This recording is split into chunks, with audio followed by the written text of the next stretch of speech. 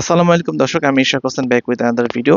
আজকে খুবই কুইক একটা এবং ইম্পর্টেন্ট একটা ভিডিও করতে যাচ্ছি। সেটা হলো যে আসলে মাছের ফার্মে জীবাণুমুক্তকরণটা কতটা ইম্পর্টেন্ট।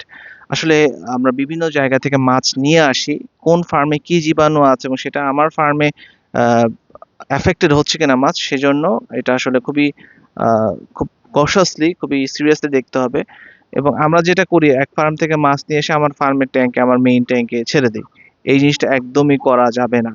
আহ, একটা কোয়ারেন্টাইন জায়গা করতে হবে, কিছু ট্যাঙ্ক রাখতে হবে যেখানে এনে অন্য ফার্মের মাছ, অন্য জায়গা থেকে কালেক্ট করা মাছগুলো কিছুদিন রেখে জীবাণুমুক্তকরণ করে তারপরে হলো যে আপনার ফার্মে দিতে হবে। এবং প্রত্যেকটা হলো যে ট্যাঙ্কের জন্য পারলে আলাদা নিউট্রিস করা খুবই ইম্পর্টেন্ট। এবং ফার্মে একটা বড় বালতিতে পটাশ এবং মেথিলিন ব্লু এবং লবণ গুলিয়ে পানি রাখবেন। এটা যেটা হবে যে আপনি যতবারই হাত দিচ্ছেন বিভিন্ন ট্যাঙ্কে বা নেটগুলো ইউজ করছেন, সেটা ধুয়ে ফেলবেন এবং শুকাতে দিবেন।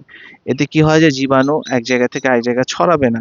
কারণ পানির মধ্যে জীবাণু সিরিয়াসলি দেখা যায় না, বোঝা যায় না।